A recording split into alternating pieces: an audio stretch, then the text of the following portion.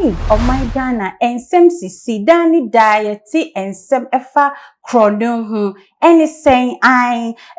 krono bobi akoso ewo kaswa eye abante bia okobo krono okuvia motora bi bike na okokuvia bike no anso ha ono sa spray moko ai edigu bike no so se de be ya obeitimi ai den age bike na ai de efri nsem na o spray de gu no so na oje bike no na akọ ye se abrinyi na no sa comfortable amwe o te wi bike ana photo fofie antwata sorry ka no ene se okọwi bike no ya che no ya che no mo chi no nso no omo bru ni ye pa te say they lynched him bro ni be ka no bro ni ka say lynched omo bu na ma ni ye den e ma ni wuye anti eba sa no e ma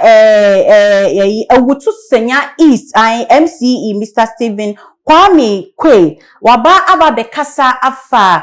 esemi krono boya ekoso no na ni nkasa yemu no ka ne se eya dia ekoso bebre ewo kasua kronim obeti yesi we akwakowia obi ni moto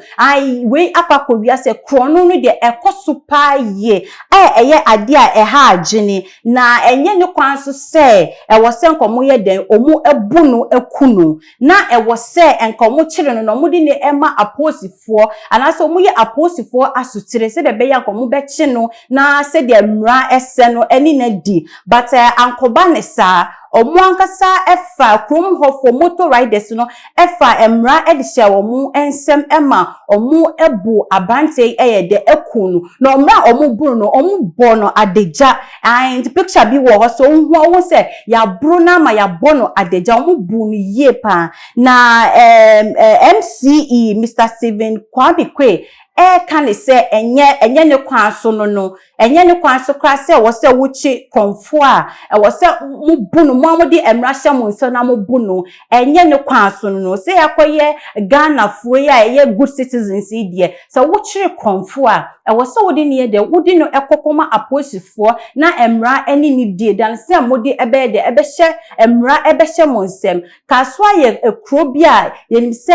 agidin ye pa ani akromfo bebreye de ewo ho enkofu wiewia niema ye na enye adepa ye beka se mesre aposifo omwo kaswa emantem se aya omuma omunhye sa niema we omuma omani so enna ho no munhye enema aya de ekoso ewo kaswe ai miakasa kwame de be ho ebeye example se mi pon adwuma enani 3 days ya mi kofie po mi hu se obi dimeti mi so obi aso mi bag mu na enya mencha de sense na nkofo ho ntino wantumi anye den ai ji mi press ai de emfri mi bag mu ai eda so biom eto so mi amani ya gan ni mi hunu se obi tike ma o mi ne phone na ni pay konfo di ni safa car nim na o ship phone ye de every nipa nsem na bra o ship phone no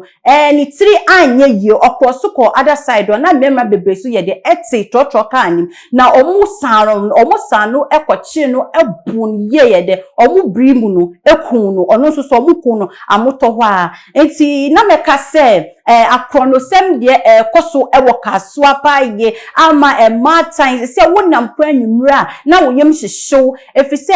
wo kwa eye wo se obi be den obi ebe wia bibi de so omu wia wo person kwanpo ene ko mu jawo ajeje mama wakwa enka wo fa wo tiri mu didi but akoye se so omu ji u bag na no masa de echichaw omu ne se kan de echichaw ebi so ha blade no mu de esensa ho so de be ya wontimi entiete mana wontimi eni omachi enkoje wo bag na mersusu asa abosu biom se enya depa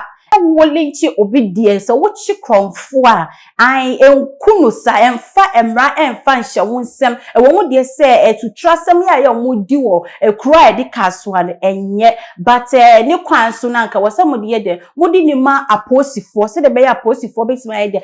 achi no mudi emra eni na ye de edie dan se ube chi kromfo na mo abu na ye de ekunu enu die encha ye Ghana man ai enu die enya dia ye foa so se wo se wotam emra ede hye wonsem ai na wo hye DC MCs kafa Mr Stephen Kweka se emra nka odi moko sam no egu ne moto no ye ne dia no so no emra odi moko sam no gu no so nyankopon ambema enka ono kra guy no enka obede enka obewu ai esoso nyame chichaje no odi moko no egu no ho nyina echi no onu de wanye de wanwu enso kromfo na wo wia abantie no moto no onu no mutimi nya de enya no ku no ne chese ade a okoso a woye enti no nkrofo so abone ntete enti we die ai ankoye ye de ama no akromfo abuwo ka so mi so mi di to omanpenim se yesre no onkoso a empa adwumaye de emfanto homa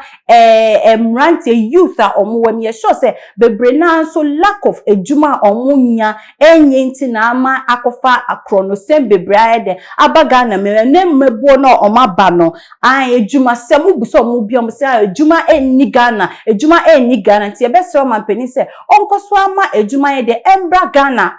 kroimu se de be ya emrantie ni mmebu no omasususuo no omu emfa omure enkohye krono mu se krono nkwa na mebo a metima de